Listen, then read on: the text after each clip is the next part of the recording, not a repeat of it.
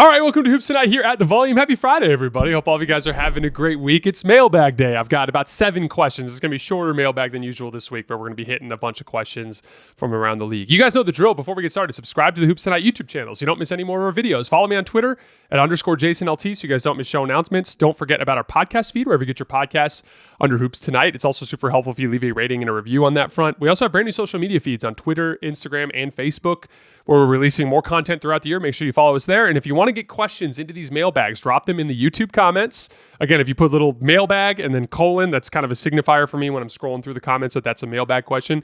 Leave the mailbag questions in those YouTube comments and we'll get to them on Fridays as we move throughout the season. And then last but not least, before we get started, I want to talk to you guys about Game Time, an incredible ticket buying service. I've used them multiple times in the past. They have given me by far the best experience that I've had in that space. I highly recommend it to you guys. It's a great time to get out and see events. We've got the NFL in full swing, the NBA in full swing, college football playoffs going on. We've got college basketball. We've got hockey. We've got concerts. We've got comedy shows. There's amazing shows for you guys to get out and see. And Game Time provides an excellent experience. You have all-in pricing, so you know what you're going to pay by the before you go to check out. There's no surprise increase there.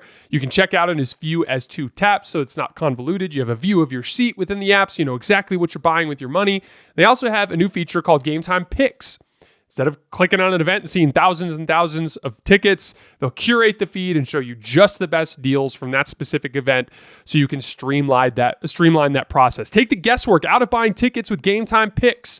Download the Game Time app, create an account, and use code HOOPS for $20 off your first purchase. Terms apply. Again, create an account, redeem code HOOPS. That's HOOPS for $20 off. Download Game Time today. What time is it? Game time. All right. Let's get into our mailbag. First question. Where do you land on the Nuggets trading for Zach LaVine? I don't think he's an upgrade over Michael Porter Jr. and with more health concerns. Also, I saw a trade rumor of the Spurs getting Fox. Would the Kings let him go? I think he'd make an impact on the Spurs in a big way and like the fit. So on the LaVine front, I've been talking about this with the Nuggets for a while. I think Michael Porter Jr.'s off-ball scoring is so important. And do I think Zach LaVine is a better offensive player than Michael Porter Jr.? Yeah, I do. I think he's a much better on-ball player that also is a good off-ball threat. But when the Nuggets are at their best, Michael Porter Jr. is part of the size problem they give people. You end up having to put big bodies on Jokic and Gordon. And then you end up wanting to put a pretty big perimeter defender on Jamal Murray because there are a lot of switches that take place against the Murray-Jokic two-man game just because Jokic sets monster screens. And so that guy has to be able to peel off and box out and like battle in a post-up mismatch and stuff like that. So you're usually putting your 3 biggest players on Jamal Murray, Jokic, and Aaron Gordon. And so a lot of times Michael Porter Jr. has like a pretty substantial size advantage and he can do damage on the offensive glass there, right? He can shoot over the top of them. He's an even bigger spacing threat because of his height in that sort of situation, right? And then also just when Michael Porter Jr. is locked in, he's a pretty solid off-ball defender and defensive rebounder, which are areas where Zach LaVine can struggle sometimes. So I look at Michael Porter Jr. and the gap between him and Zach LaVine as not substantial enough to justify the loss of losing a guy like Michael Porter Jr.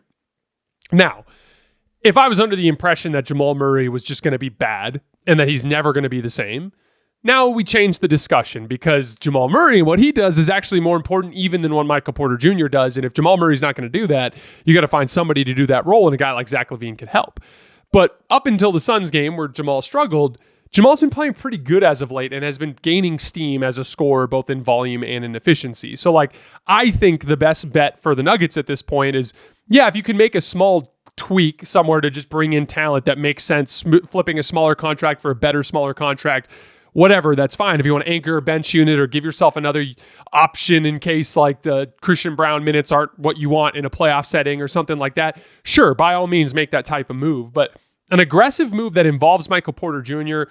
has some upside, but also has a lot of downside involving the loss of a very integral part of what's made the Nuggets in recent years. So I wouldn't give up Michael Porter Jr., not unless you were getting like a bona fide superstar back. Even then, they would have to be a gifted off-ball scorer. So like even the like Jimmy Butler idea I don't love because of just how important Michael Porter Jr. is as an off-ball scorer. So again, I'd bet on Jamal getting right, and I'd make smaller moves on the margins to try and improve the talent. The De'Aaron Fox piece, would the Kings let him go? It just depends on how ugly things get, right? Like, it's really difficult to bail on a move. Like, you kind of go all in on this group by bringing in DeMar DeRozan. It's like a reinvestment in offense, and a lot of times it's going to have to get uglier before a front office is willing to admit they were wrong about something and kind of back out of that idea. But it could continue to get worse. They get blown out by the Pacers. They got to go play that Lakers team that's beat them 3 times already this year again on Saturday. Like, if things continue to spiral and suddenly they find themselves 3, 4, 5 games back of the play-in, they might end up, kind of deciding to blow this thing up. And like, there's another Kings. Let's just go to the next Kings question here so that we can get into it. Well, actually, there's the second part of the question. I think he'd make an impact on the Spurs in a big way. I said this the other day. I love the idea of De'Aaron Fox going to the Spurs. Actually, all 3 of these questions are related, so let's just kind of go into them one by one. Dear Jason, I understand that adding a point guard of De'Aaron Fox's caliber could turn the San Antonio Spurs into a contending team now. But why rush? The Spurs drafted Stephon Castle, a defensive guard with the offensive upside of Darius Garland or Drew Holiday. With Chris Paul starting, Castle hasn't had the opportunities to freely develop his offensive side. And once CP3 leaves or gets traded, Castle will be able to do just that. Additionally, the Spurs have several picks in the upcoming 2025 draft, which is lauded as a deep draft. I wouldn't put it past them to find another diamond in the rough as they did with Castle. I agree that Victor's level of play and a good trade. I agree that with Victor's level of play and a good trade, the Spurs could compete right away, but I think they should wait until the next season. So a couple things. It's complicated. Victor Wembanyama is ahead of schedule. And so if you can't, other young players develop much more slowly. So for instance, like, let's say Victor is right now available or able to be the best player in a championship team, which I believe he is right now. You don't rip off the numbers he's been putting up and having the positive impact on the scoreboard that he's been having unless you're ready for that, right? A player that gets drafted in 2025, when is that guy going to be ready to play at a championship level? Probably a while. We've just seen so many examples of that over the years where young players struggle when they get to that level. The development arc for Wemby is different. The development arc for Wemby is like this, and the development arc for other players is more steady and slow. So you've got to find a way to kind of bridge that gap. Here's the thing. You're not giving up all your draft capital in a trade. You're not giving away all your young players in a trade. Let's say, for instance, it's like you've got all these young players that you really like, right? You've got Stephon Castle, you've got Jeremy Sohan, you've got, a Devin Vassell. You don't want to give up all 3 of them, but yeah, like if you could give up 1 or 2 of them and you have a ton of draft picks and you give up 3 or 4 of them, but you still have a bunch of draft capital, then you provide Victor Wembanyama with instantaneous support, a player that can meet him at his level or at least near it right away so they have an opportunity to compete, while still having draft capital that you can use to try to improve the team on the draft, while still having young talent. You might have to pick one. You might have to look at the situation and be like, do we like Devin Vassell more? We might like Steph Castle more. Well, we're going to fight like hell to keep Steph Castle. So be it. But you got to figure out what you prioritize internally. And it's not about giving up the entire farm. There's way too much discussion when it comes to these trades of like giving up the entire farm. You can't. It's not possible. There's rules. That the Stepien rule stops you from giving up all of your draft capital. Like, there's a lot of different rules in place to stop that from happening. It's about cashing in some of that to give yourself a better opportunity to win in the short term while still being savvy in the big picture with your player development and your scouting department.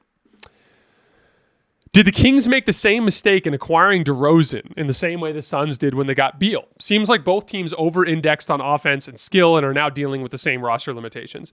At the time of the DeMar DeRozan trade, I said that I liked it in the context of something to upgrade the front court, but that I didn't understand what they were planning to do on that front, right?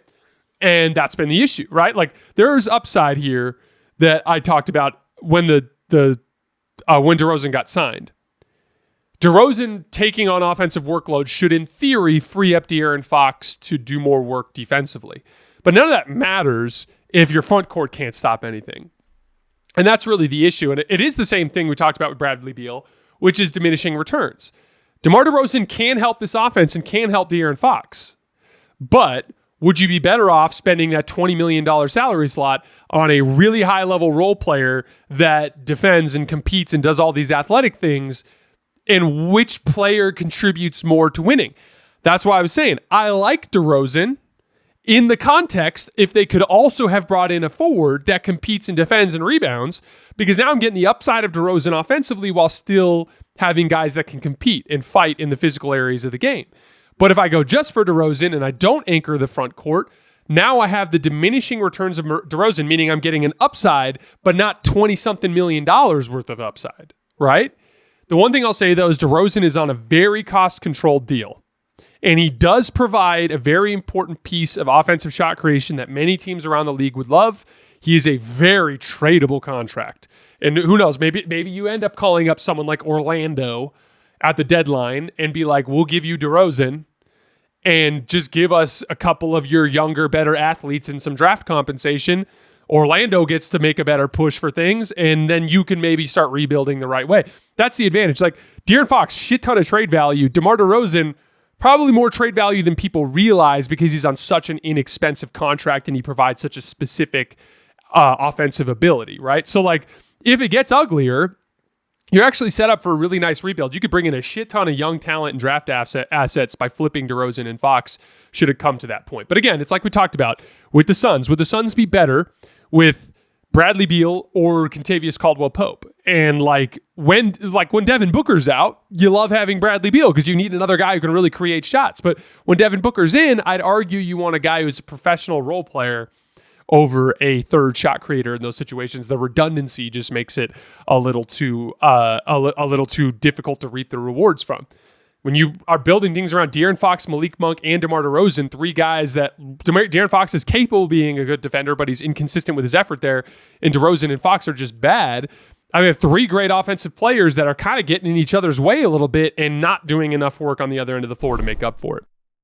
It's the most wonderful time of the year for getting in on all of the hoops, football, and hockey action at DraftKings Sportsbook. In the season of giving, we're being gifted college football and basketball, pro football and basketball, and pro hockey too.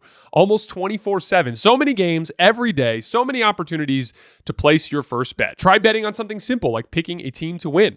Go to the DraftKings Sportsbook app and place your bet. Current Super Bowl winners on DraftKings right now, the Detroit Lions at plus 260 and the Kansas City Chiefs at plus 425. And here's a gift for all new customers. Bet $5 to get $150 in bonus bets if your bet wins. Download the DraftKings Sportsbook app and use code HOOPS. That's HOOPS. That's code HOOPS for new customers to get $150 in bonus bets if your bet wins when you bet just $5. Happy holidays from DraftKings. The crown is yours. Why are offensive ratings so much higher than a few years ago? Why does a middle-of-the-pack team today have a comparable offensive rating to the 2017 Warriors? Obviously, it's a shift towards analytics and eliminating bad shots, but is there something more to it? It's that. It's the eliminating of bad shots and the analytics. So just there's fewer mid-range jump shots, more quality attempts at the rim, and more quality attempts at the three-point line, which are just worth more, right? But a big part of it is just player skill development. Shooting in general around the league has improved monumentally. And as a result, teams are just really hard to guard. I talk about the back and forth evolution of offense and defense in the NBA. We are definitely in a phase where offenses are doing more damage and gaining ground, but the defenses around the NBA will evolve and meet them there. Like I talked about, it's going to come through sharpness in rotation and the ability to chase teams off the three-point line and emphasizing speed in roster construction. Those are the things that I think are going to send the pendulum back the other way, but the pendulum is definitely very firmly on the offensive end at this point. Commenting after the Celtics lost to Orlando, but it feels like this year's team has struggled way more with Tatum off the floor than last year. This has extended with Kristaps Porzingis back. Are you seeing anything there that is different? Two things. Inconsistent defensive effort, especially in this last stretch. They haven't, too many stretches where they're just not competing defensively, kind of to be expected middle of the season for a defending champ that's already in great position in the standings. And then two, Jaylen Brown just hasn't been very good this year. And until he kind of gets to the point where he's a little bit better and sharper on both ends of the floor, I think they're going to struggle without Jason Tatum. But I don't expect that to be an issue. I do think Jaylen Brown will eventually get it together. First off, I started watching basketball pretty recently, and until recently, I was just a Luka stan, and a lot to do with your show, I'm becoming a basketball fan. One thing I've heard a lot is Spain pick and roll. Can you please explain this to a new fan of the sport, this simple concept? Thanks again for the content.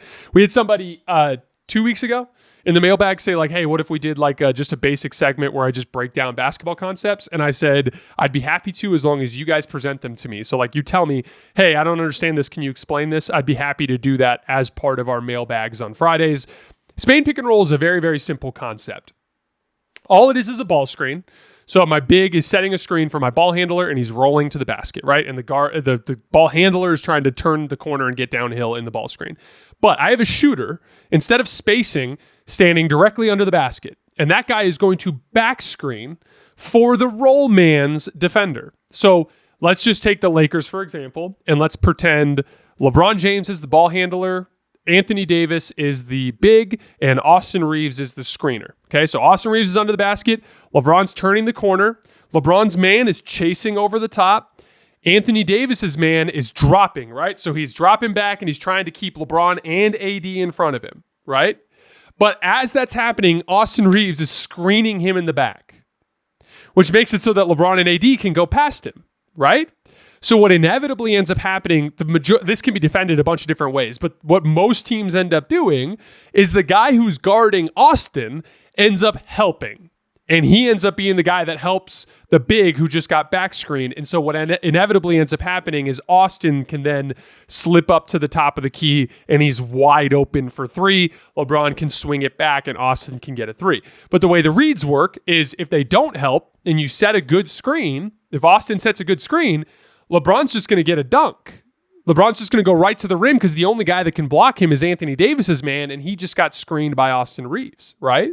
Or if LeBron doesn't like his chances at the rim, Anthony Davis can roll, and he could just throw it right up to Anthony Davis, right? But the Spain pick and roll, all it is a ball screen with the shooter running a back screen into the roll man as he's going downhill. There's a bunch of different variations out of it. Like I've seen versions of it where the big man actually rolls into Austin's man and he's trying to get Austin open.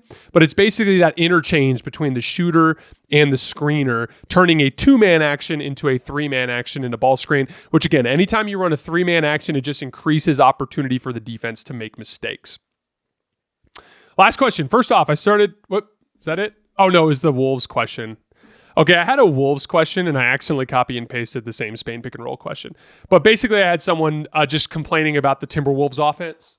Talked about this a little bit yesterday, but to me it's a broken roster construct because Jaden McDaniels, Julius Randle, and Rudy Gobert, your starting 3-4-5, combine to make 2.9 threes per game on 33.9%. That was the number before yesterday's win against Dallas. When you allow the other team to put their biggest, strongest interior defenders in the paint and not have to concern themselves with the outside shooting of the 3, the 4, or the 5, you're making life hell for your perimeter players. And everyone goes, why does Anthony Edwards always settle for jump shots? That's why. And I talked about this yesterday, but like, yes, Anthony Edwards has ground to make as a playmaker. He needs to get better at kind of surveying the floor and reading the defense and managing games as the primary ball handler. But it's not supposed to be this hard either. This is a really hard way to play basketball.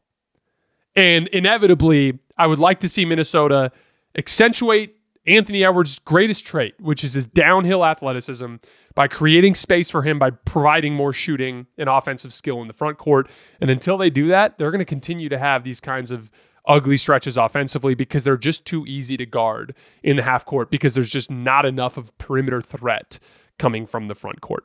All right, guys, that's all I have for today. As always, I sincerely appreciate you guys for supporting me and supporting the show. I hope you have a great weekend, and we'll be back on Monday with Power Rankings. I will see you guys then.